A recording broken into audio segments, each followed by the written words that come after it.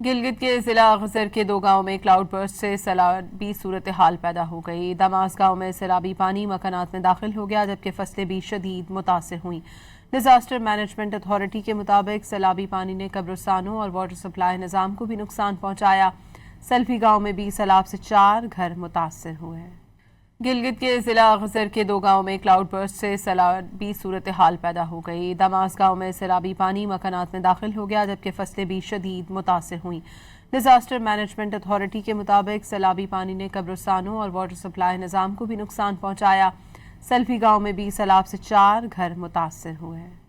گلگت کے ضلع غزر کے 2 گاؤں میں کلاؤڈ برسٹ سے سیلابی صورتحال پیدا ہو گئی۔ دماس گاؤں میں سیلابی پانی مکانات میں داخل ہو گیا جبکہ فصلیں بھی شدید متاثر ہوئیں۔ ڈیزاسٹر مینجمنٹ اتھارٹی کے مطابق سیلابی پانی نے قبرستانوں اور واٹر سپلائی نظام کو بھی نقصان پہنچایا۔ سلفی گاؤں میں بھی سیلاب سے 4 گھر متاثر ہوئے۔